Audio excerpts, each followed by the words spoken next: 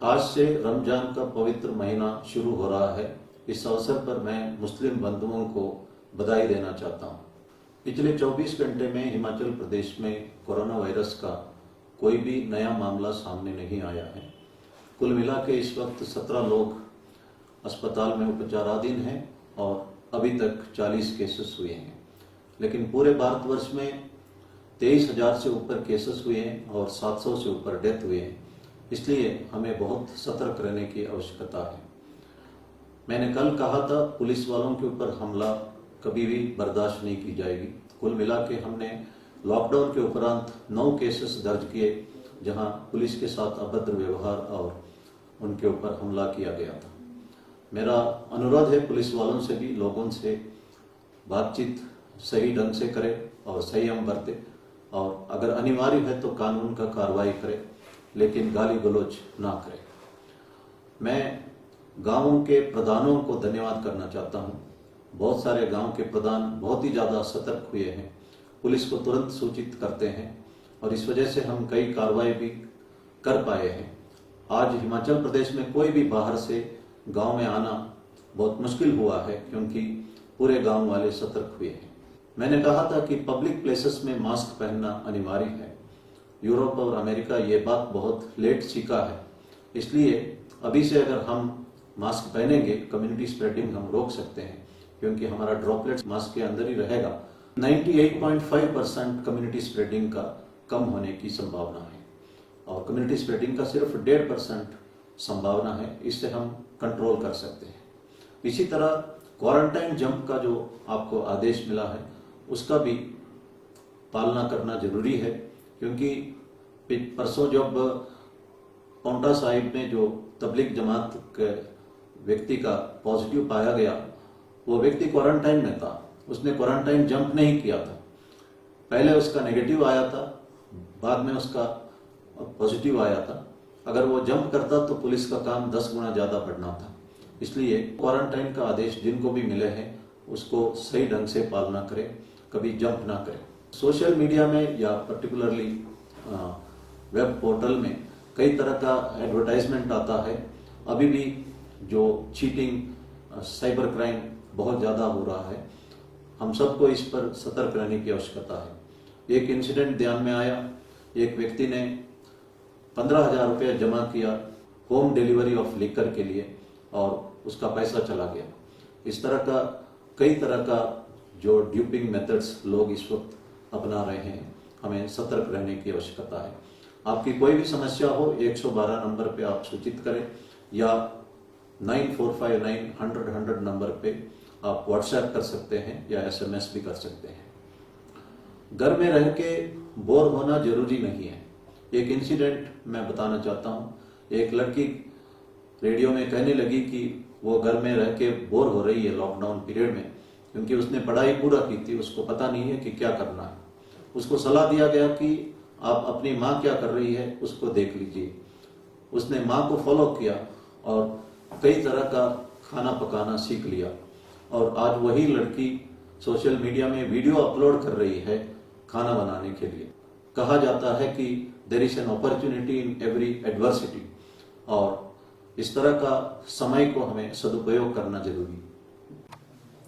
मंडी जिला के Jogindernagar sub division में दोहा गांव में नरदू देवी नामक एक 90 साल की औरत ने 10,000 रुपया रेड क्रॉस सोसाइटी को डोनेट किया है। उसके पास कुल मिला के अपना सेविंग था 25,000 रुपया और 90 साल उम्र में उसको पैसे की जरूरत भी थी, लेकिन फिर भी उन्होंने 10,000 रुपया रेड क्रॉस फंड के लिए देना उचित समझा। इस तरह का बहुत सारे लोग हैं जो चैरिटी करते आ रहे हैं और मैं इन सबको धन्यवाद करना चाहता हूँ। हैप्पीनेस, लव एंड फ्रेंडशिप अगर हमें चाहिए, सबसे पहले हमने किसी दूसरों को ये देना है। जो प्यार है, जो खुशी है या दोस्ती है, ये अगर हमें चाहिए तो पहले हमको दूसरों को देना है। कहा जाता है कि लॉन्ग लास्टिंग और highest form of happiness is seeing happiness in others. दूसरों में खुशी देखना ही सबसे बड़ा खुशी होती है। हम देख सकते हैं कि एक माँ जब अपने बच्चों के लिए खीर बनाती है, वो पूरा खीर बच्चों को देख के बच्चे खुश होते ही माँ खुश हो जाती है। और कई माँ ऐसे हैं कि जो बच्चों के लिए भूखा भी रहती है, और माँ का खुशी हमेशा बच्चों का खुशी होती है। इसलिए कहा जाता है कि highest form of happiness is seeing happiness in others. Mother Teresa को जब नोबेल प्राइज मिला, उसी समय भारत सरकार ने भारत रत्न भी दिया था। मदर तेरेसा के सम्मान में एक भोज आयोजित किया था दिल्ली में। उस भोज में मदर तेरेसा आई थी और एकदम सब वीआईपीज को वो खाना परोसने लगी। वहां उपस्थित डिग्निटरीज ने मदर तेरेसा से पूछा कि आपका खाना कहाँ है। मदर तेरेसा ने जवाब दिया कि वो हर वीरवार फास्ट रखती है, इसलिए कुछ नहीं खाऊंगी। तो डिग्निटरीज ने कहा कि आप पहले कह देते तो हम किसी और दिन रखते। और मदर तेरेसा ने कहा कि मैंने जानबूझ के बताया नहीं थी, क्योंकि अगर किसी और दिन होता तो मुझे आप लोगों को खाना परोसने का मौका नहीं मिलता। खुशी का मतलब दूसरों में खुशी देखना है। इसीलिए कहा जाता है कि highest form of happiness is seeing happiness in others. Mother Teresa को जब नोबेल प्राइज मिला, $1.4 मिलियन मिला, वो पूरा पैसा उन्होंने अनाथ बच्चों के लिए, लेप्रेसी पेशेंट्स के लिए खर्च किया। जब उनकी देहांत हुई थी तो उनके पास कोई एसेट बचा नहीं था। इसी तरह हिंदुस्तान में बहुत सारे लोग हैं। अड़ी के नारायण भट्ट कर्नाटक में, जिन्होंने एजुकेशन इंस्टीट्यूशन अड़ी के और मुद्देनहल्ली में बनाया था, उनने अपना पूरा धन दौलत समर्पित किया था। उनका डेथ 1978 में अर्ली एज में हुआ था। उस समय उनके जो टीचर्स को त्यागजीवीस कहते थे।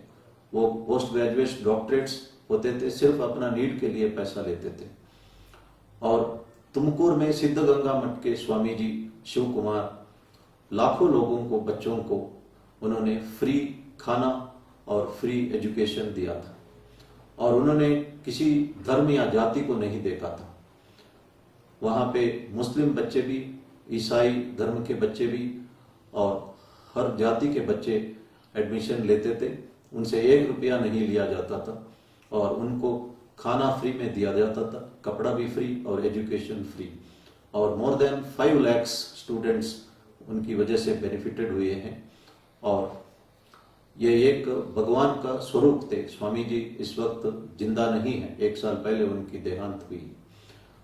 हमारे देश में इस तरह का बहुत सारे एग्जाम्पल्स मिल सकता है। वेद में कहा गया है, ना कर्मण ना प्रजाया धनेन त्यागे नैकेन अमृतत्व मानुषा। Long lasting happiness comes neither by wealth nor by children nor by ritual. It comes alone by selfless sacrifice. ये कहा जाता है कि pain is inevitable, suffering is optional. अगर हम किसी को चैरिटी करते हैं, हमारे अंदर एंडोर्फिन डेवलप होता है। इससे हम एंजाइटी और स्ट्रेस को कंट्रोल करने में मदद मिलता है और हमारे अंदर अंदर एक अच्छापन हम महसूस करते हैं। ये हमारा सेहत के लिए भी बेनिफिट होता है। इससे हमारा इम्यूनिटी भी बढ़ता है। ये एक साइंटिफिकली हम प्रूव कर सकते हैं। प्रधानमंत्री जी ने अनुरोध किया था कि एक दूसरे का मदद करें, हम एक दूसरे का मदद करें और इसका बेनिफिट हम खुद पाए और दूसरों को भी हमारा इस चैरिटी से बेनिफिट हो। मैं ये बात दोबारा दोहराना चाहता हूँ, highest form of happiness and long lasting happiness comes from seeing happiness in others. धन्यवाद। जय हिंद।